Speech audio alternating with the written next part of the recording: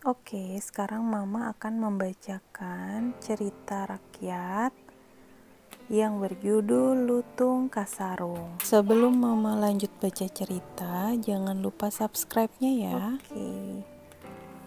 Sambil merem ya dengernya ya. Pada zaman dahulu kala hiduplah seorang putri bernama Purbasari.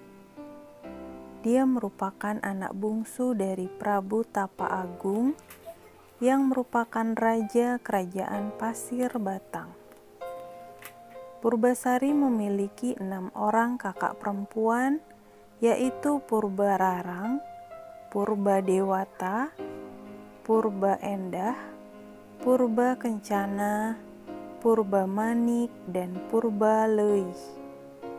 Purbasari sangat baik fisik dan kelakuannya. Dia lembut, manis budi, dan suka menolong. Siapapun juga yang membutuhkan pertolongannya, dengan senang hati dibantunya.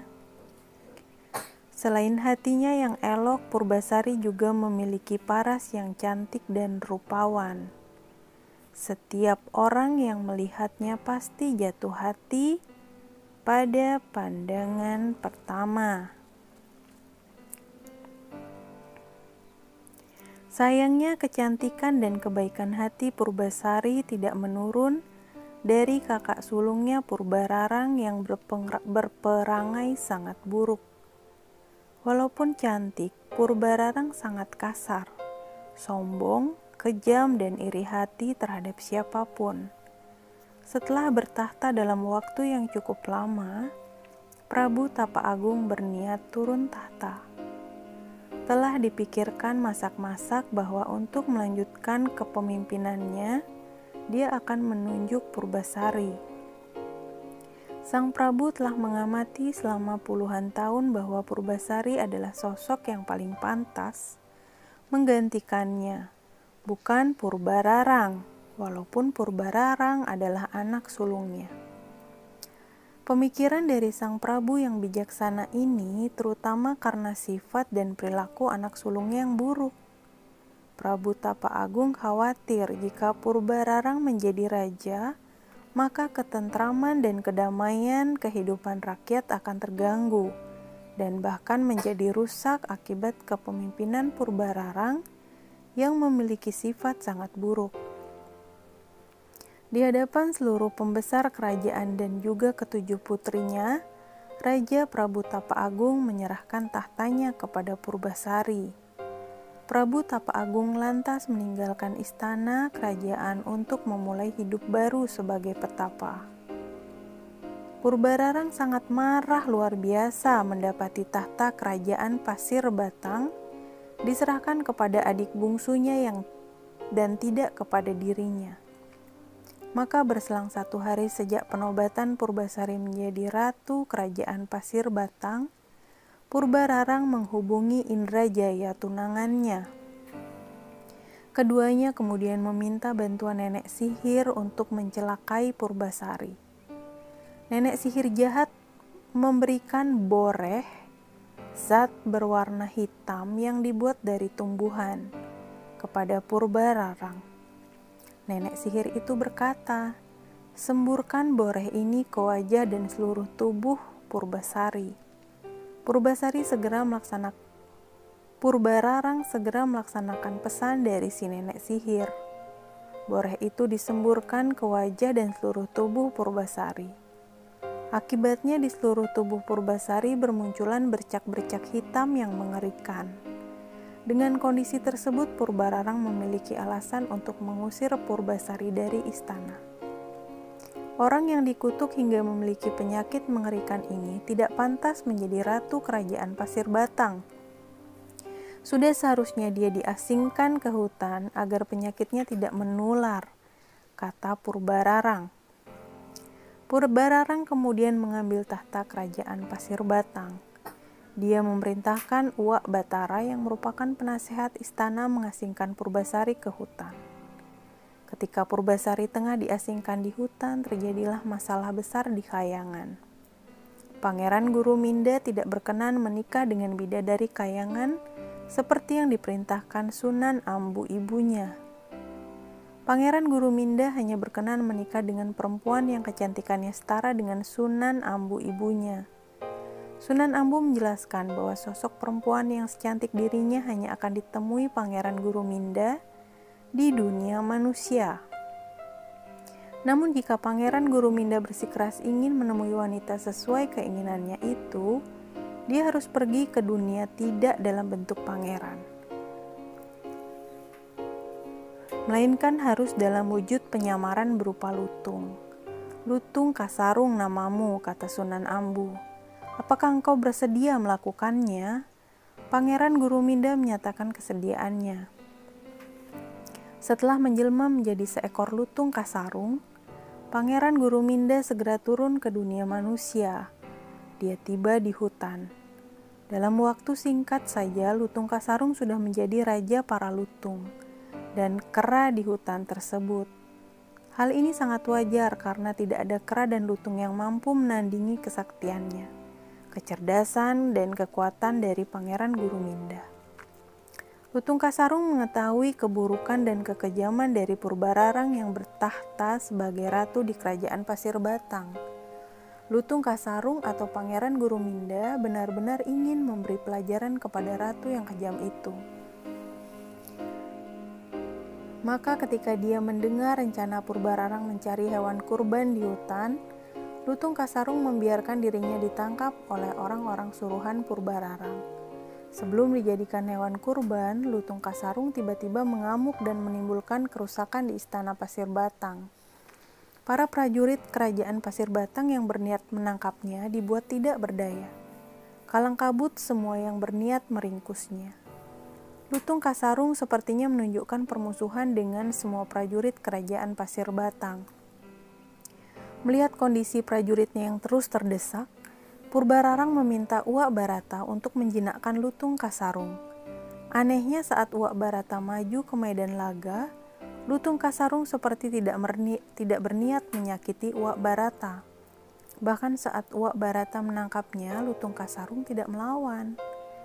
Purbararang segera meminta Uwak Barata membuat Lutung Kasarung ke hutan di mana Purbasari diasingkan. Dia menghendaki Purbasari tewas di mangsa Lutung Kasarung yang dianggapnya sebagai hewan buas.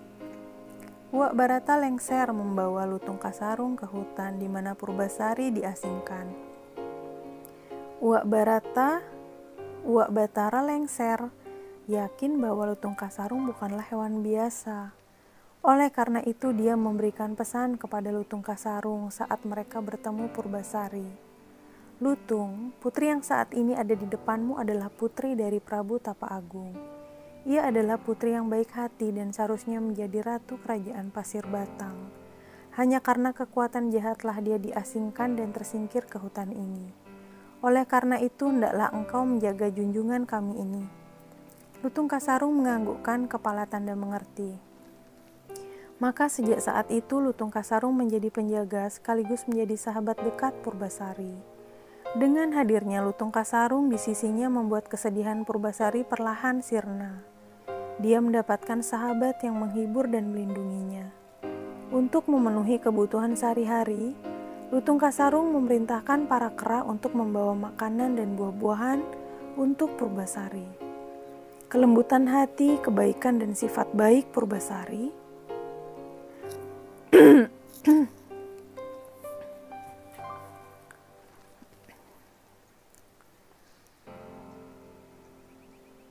menjadi jatuh cinta. Sedangkan sikap tanggung jawab, kelembutan hati, kebaikan, dan sifat baik Purbasari membuat Lutung Kasarung semakin lama semakin sayang kepada Purbasari. Sedangkan sikap tanggung jawab, kepemimpinan, dan kecerdasan dari Lutung Kasarung membuat Purbasari menjadi jatuh cinta. Semakin lama mereka merasa tidak dapat dipisahkan lagi. Tanpa diketahui Purbasari, Lutung Kasarung memohon kepada ibundanya Sunan Ambu untuk dibuatkan taman yang indah dengan tempat pemandian untuk Purbasari. Sunan Ambu lantas memerintahkan para dewa dan para bidadari turun ke bumi untuk mewujudkan keinginan dari putranya. Para dewa dan bidadari membuat taman dan tempat mandi yang sangat indah untuk Purbasari. Pancurannya terbuat dari emas murni, dinding dan lantainya terbuat dari batu pualam. Air telaga yang mengalir berasal dari telaga kecil yang murni bersih dan dengan doa-doa dari para dewa. Para dewa dan bidadari menyebut taman yang indah itu Jamban Salaka. Selain dibuatkan telaga dari taman yang indah, para bidadari menyiapkan beberapa pakaian untuk Purbasari. Pakaian itu sangat indah dan lembut, terbuat dari awan yang lembut dan hiasan batu-batu permata dari dalam lautan. Tidak ada pakaian di dunia ini yang mampu menandingi keindahan pakaian Purbasari. Pada saat melihat telaga dengan pancuran yang indah, Purbasari sangat berniat mandi untuk membersihkan diri. Pada saat itulah boreh kutukan yang menempel di wajah dan tubuhnya perlahan sirna. Kecantikannya telah kembali. Lutung Kasarung yang melihat hal tersebut menjadi terperangah tidak menyangka. Orang yang selama ini disayangi ternyata wanita yang sangat cantik mempesona. Bahkan kecantikan Purbasari dapat mengalahkan kecantikan Sunan Ambu. Lutung Kasarung dan Purbasari sangat senang dengan keadaan ini. Walaupun Purbasari telah kembali ke wujud yang cantik rupawan, kasih sayang Purbasari terhadap Lutung Kasarung tidak berkurang, malah bisa dikatakan semakin bertambah. Kabar mengenai kembalinya kecantikan Purbasari didengar Purbararang. Purbararang tidak percaya dengan berita ini. Dia masih percaya diri karena tahu bahwa boreh yang disemburkan kepada Purbasari mengandung kutukan yang sangat jahat dan kuat. Purbararang lantas mengajak tunangannya untuk melihat kebenaran berita itu. Betapa kagetnya dia melihat Purbasari telah kembali ke sosoknya yang cantik rupawan. Purbasari terlihat semakin mempesona dengan balutan pakaian dari para bidadari. Purbararang khawatir dengan kembali kecantikan adiknya, Purbasari akan mengancam tahta yang saat ini dikuasainya. Dia pun memutar otak mencari cara untuk kembali menyingkirkan adiknya. Bahkan kali ini dia berniat menyingkirkan Purbasari untuk selama-lamanya. Purbararang lantas menantang Purbasari untuk beradu panjang rambut. Katanya jika rambutku lebih panjang dibandingkan rambut Purbasari, maka leher Purbasari harus dipenggal algojo kerajaan. Purbararang menelan kekecewaannya yang besar setelah terbukti rambutnya yang sebetis kalah panjang dengan rambut Purbasari yang sepanjang tumit. Purbararang sangat malu mendapati kekalahannya. Untuk menutupi kekalahannya, Purbararang mengemukakan tantangan baru untuk Purbasari. Tidak tanggung-tanggung tantangan ini diucapkan di depan seluruh masyarakat kerajaan Pasir Batang. Dengan suara lantang agar didengar warga masyarakat, Purbararang berkata, "Jika wajah tunanganmu lebih tampan dibandingkan wajah tunanganku, tahta Pasir Batang akan kuserahkan padamu. Namun jika sebaliknya, maka engkau hendaklah merelakan lehermu dipenggal algojo kerajaan." Purbasari paham dia tidak akan mampu menang dalam tantangan kali ini. Dipenggal tuh dipotong. Namun cintanya kepada Lutung Kasarung membuatnya tegar. Dia menggenggam tangan Lutung Kasarung. "Aku mencintaimu dan ingin engkau menjadi suamiku," ucapnya kepada Lutung Kasarung. Air mata berlinang mengalir di kedua pipinya. Lutung Kasarung balas menggenggam tangan Purbasari kemudian mengusap air mata di pipi putri cantik jelita itu. Purbararang tertawa terbahak-bahak. "Monyet hitam itu tunanganmu?" "Iya," jawab Purbasari lantang dan mantap. Sebelum Purbararang memerintahkan algojo untuk memenggal Purbasari, Lutung Kasarung tiba-tiba duduk bersila dengan mata terpejam. Mulutnya terlihat komat kamit, tiba-tiba asap tebal menyelimuti tubuh Lutung Kasarung. Tidak dalam waktu yang lama, asap tebal menghilang. Sosok Lutung Kasarung dengan wajah jelek menghilang seiring berlalunya asap pekat. Berganti dengan sosok Pangeran Guruminda yang sangat tampan dan gagah. Lutung Kasarung berubah menjadi Pangeran Guruminda yang tampan. Terperanjatlah semua yang hadir di tempat itu mendapati keajaiban yang luar biasa tersebut. Betapa tampannya Pangeran Guruminda bahkan sangat jauh melebihi ketampanan Indrajaya. tunangan dari Purbararang. Pangeran Guruminda lantas mengumumkan bahwa Ratu Kerajaan Pasir Batang yang sebenarnya adalah Purbasari, Purbararang telah mengalami kekalahan dari tantangan yang dibuatnya sendiri. Dalam kondisi seperti itu, Purbararang tidak dapat menyangkal dan mau tidak mau mengakui kekalahannya. Tidak ada lagi yang dapat diperbuatnya selain menyerahkan tahta Kerajaan Pasir Batang kepada adiknya Purbasari. Dia pun memohon ampun atas kejahatan yang telah dilakukan bersama Indrajaya tunangannya. Dengan kebaikan hatinya, Purbasari memaafkan kesalahan kakak sulungnya itu. Sejak saat itu, Purbasari kembali bertahta sebagai ratu. Segenap rakyat sangat bergembira menyambut ratu mereka yang baru, dan sekaligus terlepas dari belenggu pemerintahan Purbararang yang jahat.